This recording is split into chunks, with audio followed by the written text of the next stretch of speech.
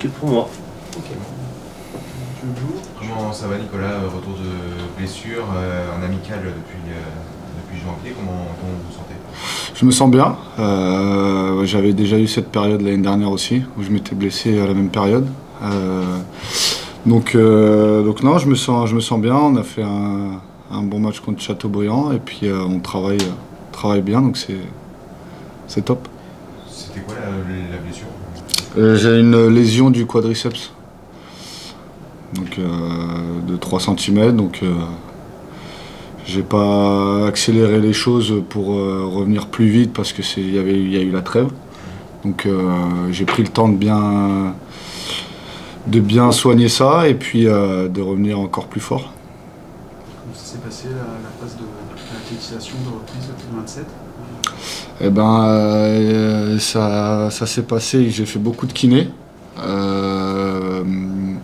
Je suis parti en vacances à la montagne où j'ai été suivi par un kiné aussi. Donc voilà, j'ai pas eu trop de temps de repos. J'ai bien remusclé tout ça. Et puis comme ça pour être prêt quand on a repris le 27. J'étais prêt, donc c'est nickel. J'ai pu faire la prépa avec les autres. Et là, c'est totalement remis, c'est totalement remis cette blessure. Oui, il n'y a plus rien. Je me sens encore même mieux qu'avant. Donc c'est qu'on a bien bossé, je pense. Nouvelle année, c'est aussi la période des vœux. Pour vous, pour le club surtout, qu'est-ce qu'on peut vous souhaiter là de mieux pour ce début 2024? Beaucoup de victoires. Surtout, beaucoup de clean sheet aussi, et puis qu'on continue à progresser comme on le fait, et puis ça sera déjà pas mal. Gagner plus de matchs à domicile, le coach en parlait là. C'est un des objectifs de l'année, de faire plus le plein de points à Marie-Marvin. Oui, bah c'est sûr que on va essayer de faire mieux que cette première partie de saison, à commencer par demain. Et puis c'est vrai qu'à gagner, engranger de la confiance à domicile, ça nous permettra aussi d'aller gratter des points à l'extérieur. Donc c'est vrai qu'aussi en 2024, on aimerait, et ça nous tient à cœur, d'avoir plus de victoires au stade pour les supporters, pour nous aussi. Et puis voilà. On a parlé avec Réginald Doré notamment sur la situation du championnat, des clubs qui passent à la DNCG, des clubs qui perdent des points, des matchs qui pourraient être joués. Est-ce que vous parvenez à rester concentré sur ce que vous faites vous? Est-ce que vous, par exemple, le coach dit qu'il ne regarde pas le classement, est-ce que vous le regardez étant donné qu'il est assez provisoire? Comment vous situez par rapport à tout ça?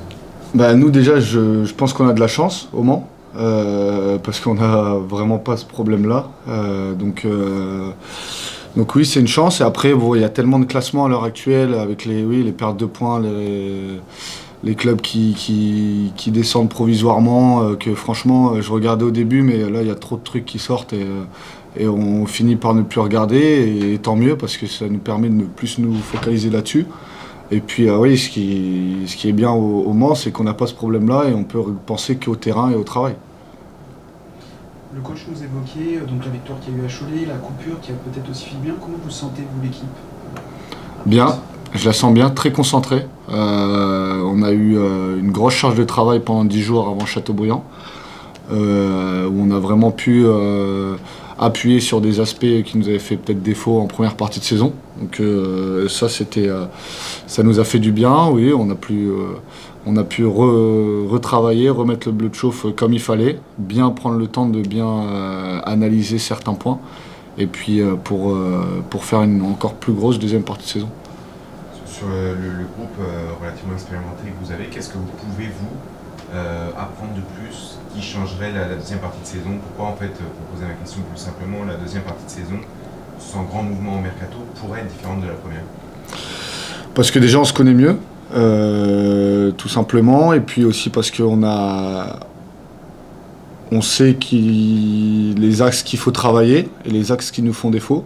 Donc je pense que ça va nous permettre, dans des moments un peu plus difficiles de match, de se concerter, de se dire à un moment donné, là on sait qu'on est moins bien, il faut qu'on soit costaud et qu'on soit efficace, tout simplement. À titre personnel, comment vous jugez votre première partie de saison et qu'est-ce que vous voulez faire de plus là sur la deuxième? Plus décisif, hein, j'imagine. Mais...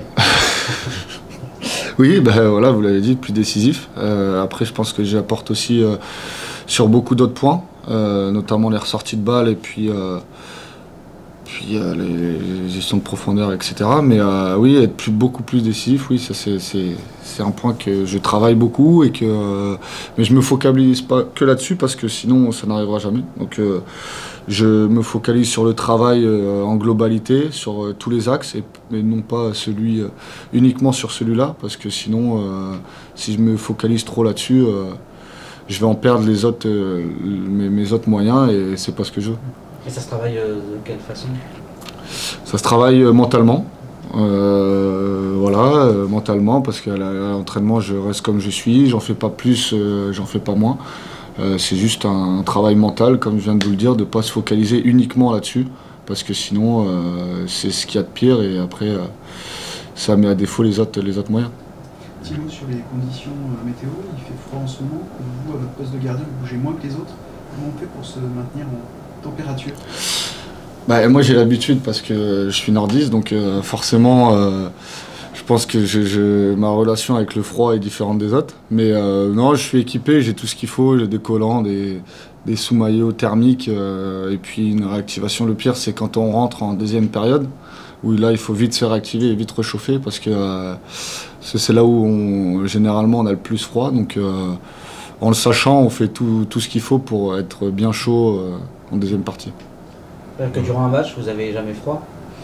Non. Je cours pas beaucoup, mais je sue beaucoup parce que de concentration, à un moment donné, on est toujours focalisé par le jeu, etc. Au moindre petit truc, il faut être à l'affût. Donc non, je n'ai jamais froid, j'ai pas le temps d'y penser. Le fait d'avoir arrêté un pénalty en amical, est-ce que c'est anecdotique ou ça peut toujours faire du bien à la confiance? Oui, ça fait toujours du bien. Après, comme j'en ai parlé avec certains, c'est moi qui ai fait la faute. Donc oui, mais c'est moi qui ai fait la faute quand même. Donc c'était bien. C'était bien que je l'arrête, voilà. Et puis oui, ça met toujours un petit regain de confiance, forcément. Ce match de New York, vous l'appréhendez comment? C'est une équipe qui est plutôt solide au championnat, même s'il reste sur 2 défaites. C'est une équipe qui marque beaucoup, ça peut vous concerner. Comment vous abordez cette rencontre-là? Comme tous les autres matchs, avec beaucoup de confiance, beaucoup de sérénité et beaucoup de travail aussi. Voilà, c'est la première en 2024. On a envie de bien faire et de bien commencer l'année, surtout à domicile, comme je le disais avant. Donc oui, voilà, c'est pas parce que c'est New York qu'on va faire plus ou quoi que ce soit. On est resté focus et puis on a travaillé sur nous d'abord. Et puis voilà, à nous d'être déterminés et d'être confiants. Est-ce que vous avez davantage recours à la vidéo spécifiquement sur votre poste avant d'affronter les équipes pour mieux connaître les attaquants, ou c'est un truc que vous préférez faire à l'instinct? Non, j'ai Camille Coudé qui travaille là-dessus et Jean-Pierre Grand-Clément qui nous aident beaucoup d'ailleurs. Et moi j'aime bien avoir des informations sur l'équipe adverse, notamment sur leur pressing. Donc non, c'est toujours un bon outil et ça nous sert toujours. Donc c'est très important. Ok, merci. Merci à vous. Merci.